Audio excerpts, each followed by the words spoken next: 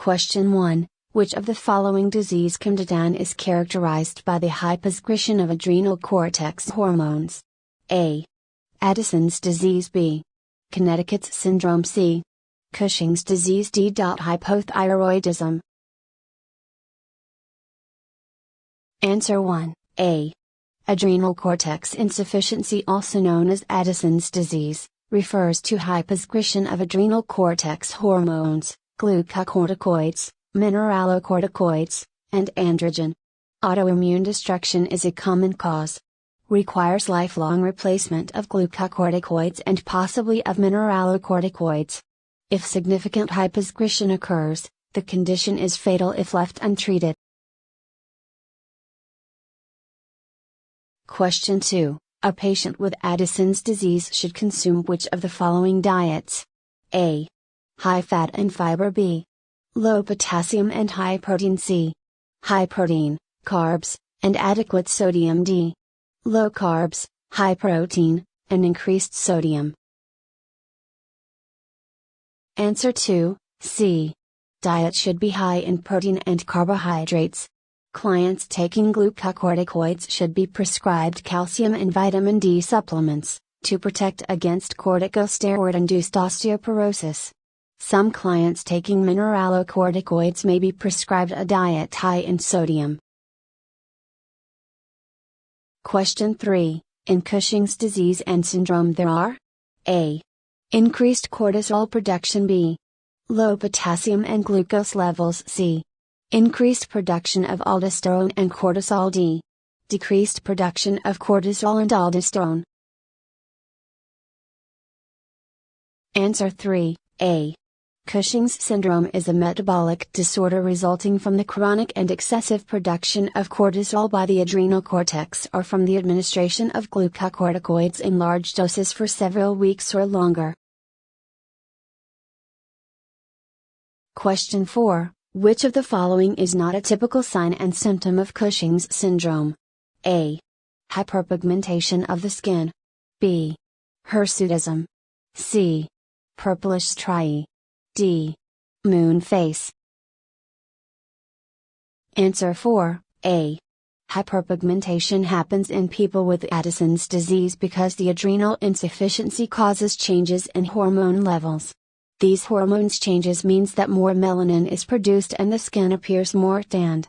This takes place all the time in Addison's disease, which means that the skin all over the body gets darker.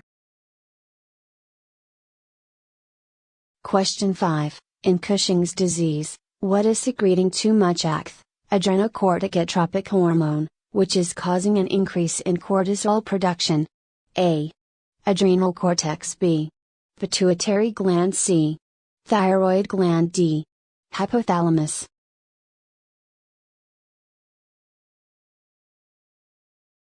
Answer 5, B.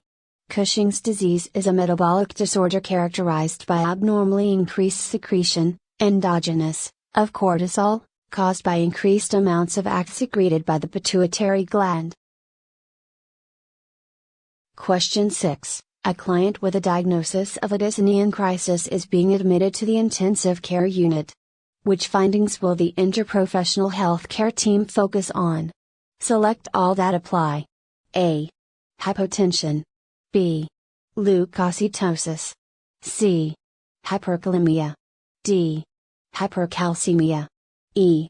Hypernatremia. Answer 6, A, C.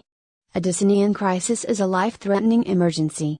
Hypotension occurs when vascular tone is decreased and blood vessels cannot respond to epinephrine and norepinephrine.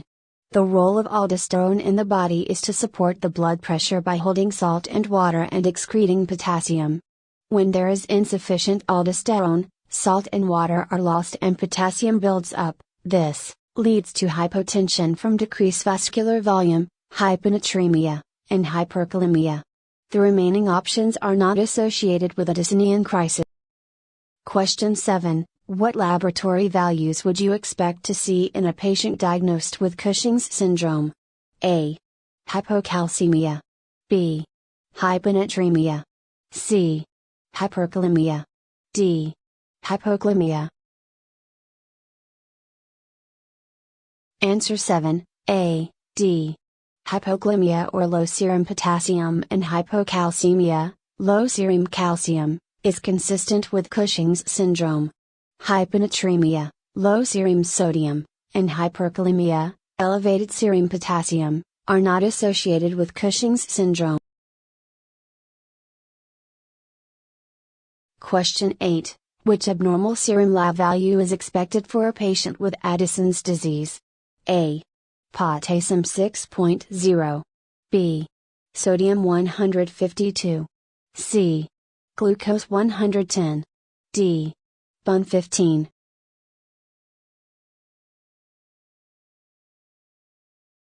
Answer 8, A. Aldosterone acts on your kidneys, causing retention of sodium and urinary excretion of potassium. With Addison disease, a low aldosterone level leads to loss of sodium in your urine and abnormal retention of potassium. Your blood levels of these electrolytes become increasingly abnormal as the disease progresses, with a low sodium level and a high potassium level. Question 9. Which of the following are signs and symptoms of Cushing disease? A. Moon face. B. Osteoporosis. C. Alopecia. D. Low weight. Answer 9, A, B. Moon face, osteoporosis are signs and symptoms of Cushing disease, while alopecia, low weight are features of Addison's disease. Question 10. In a 30-year-old female client who is being successfully treated for Cushing's syndrome, Nurse Sherry would expect a decline in A. Serum glucose level. B. Hair loss.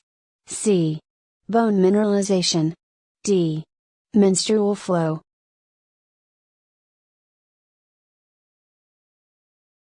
Answer 10, C. Hyperglycemia, which develops from glucocorticoid excess, is a manifestation of Cushing's syndrome.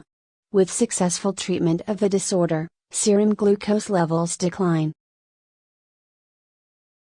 Question 11. A female client with Cushing's syndrome is admitted to the medical surgical unit. During the admission assessment, Nurse Blessing notes that the client is agitated and irritable, has poor memory, reports loss of appetite, and appears disheveled. These findings are consistent with which problem? A. Depression, B. Neuropathy, C.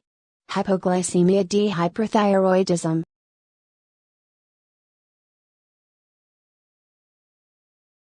Answer 11, A. Agitation, irritability, poor memory, loss of appetite, and neglect of one's appearance may signal depression, which is common in clients with Cushing's syndrome. In some studies, as many as 90% of Cushing's patients suffer from depression. In part, this is due to actual chemical changes in the brain from high cortisol. The depressing effect of having a serious and impairing illness may also contribute to depression. Question 12. Nurse Blessing is aware that the most appropriate nursing diagnosis for a patient with Addison's disease is which of the following? A. Excessive fluid volume, B. Risk for infection, C. Urinary retention, D. Hypothermia.